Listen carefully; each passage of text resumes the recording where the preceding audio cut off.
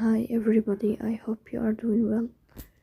Today we'll talk about how to fix or how to solve the problem of Fitia app. We click on settings.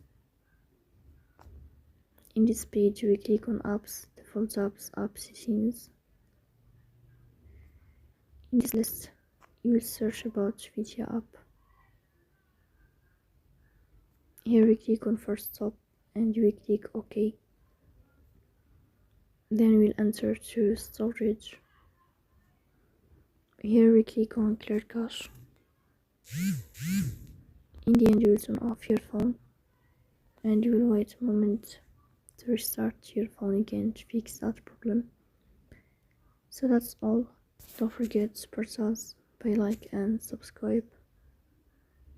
See you next time in another video, and thank you for your watching and your attention.